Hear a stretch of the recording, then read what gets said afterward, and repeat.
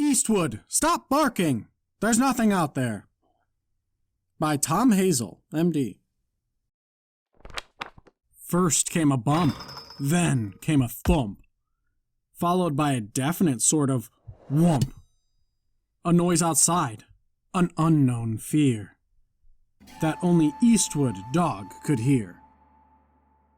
The Beastwood was scratching at the front door, howling and yowling, ready for war. Daddy dragged himself out of bed, stumbling, mumbling, and scratching his head. Daddy knew he had to let Eastwood out, for he wouldn't stop barking till he'd checked that noise out. Then, just like last night, and like each night before, Daddy stepped to one side and Eastwood lunged out the door. The Eastwood pup then canvassed the lawn. He knew the creatures liked to attack about dawn. He had to protect his family from any such dangers, and would not return home until he chased away strangers.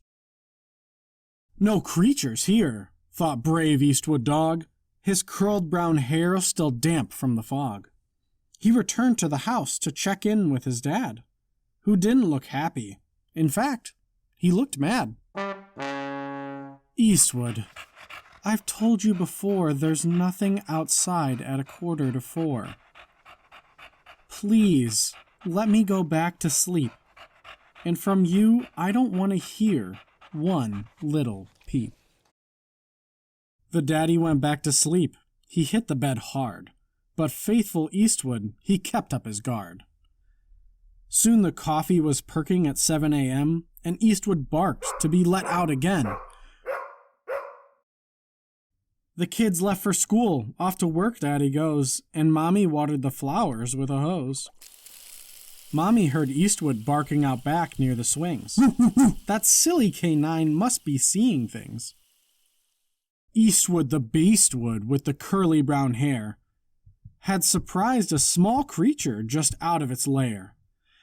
He chased that creature away who was being so rude, then returned to the kitchen for his morning dog food.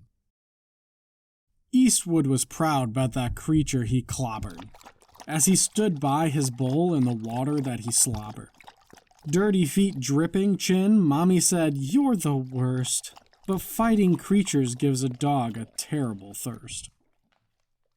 Throughout the day he kept this up, the sturdy, dependable Eastwood pup, protecting his family from creatures short and tall. Creatures that weren't seen by the family at all. Inside at noon, Emma munched on her lunch. The sun was high in the sky. From the yard came a crunch. Eastwood had to divert his attention from the food scraps on the floor and get back outside and continue the war.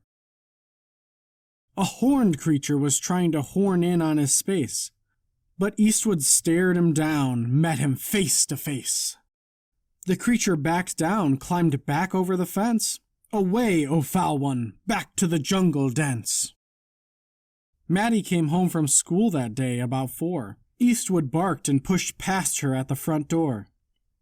She thought, there goes that silly dog once again. If he'll ever stop barking, goodness knows when. At 5 o'clock came another in the vegetable garden. No tomatoes for you, if I do beg your pardon.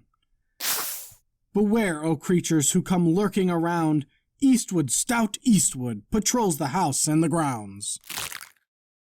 You creatures, you stay out of Mom's flowers. Stay out of the roses in the late afternoon hours. Mommy works real hard to make the garden look pretty. To let you destroy it would just be a pity. At dinner, the family shared time with each other.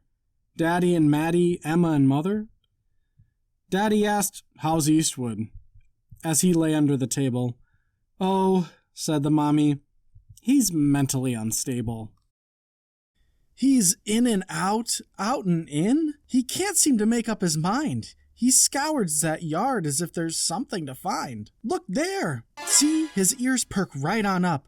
He thinks he hears something, that goofy old pup. I'll let him out so he can bark back at the pine tree.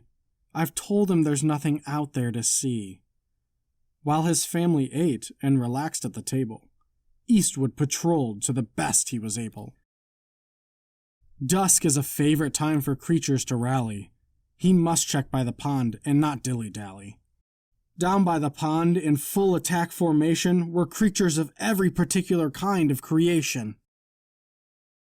The day would be lost if these creatures succeeded. He must protect his family in their hour of need. Eastwood attacked them head on. He did not back down. And all of those creatures took up and left town. Mommy opened the door and let brave Eastwood in, with his dirty feet and his slobbery, gobbery chin. "Oh, Eastwood, I told you there was nothing out there." She wiped his feet, kissed him, and removed a twig from his hair. Before bed, he stops at his water bowl first. Fighting the creatures gives a dog a terrible thirst. Eastwood's beard dripped water all over the floor. Mommy sighed, turned out the light, and locked the front door. The house was dark, and the kids were asleep in their beds. Faithful Eastwood pulled their covers up close to their heads. Mommy and Daddy were asleep, safe and sound. At their feet lay the brave Eastwood hound. Eastwood rested with his ears up and one eye half open. To catch Eastwood asleep would be what the creatures were hoping. But it was quiet that night, not a squeak, creak, or peep, and the mommy, the daddy, would get a night's sleep. Now, if you have a dog, please remember this tale, and how over the creatures did Eastwood prevail. Next time your dog jumps up and lets out a bark, maybe you should take a look and see what's there in the dark.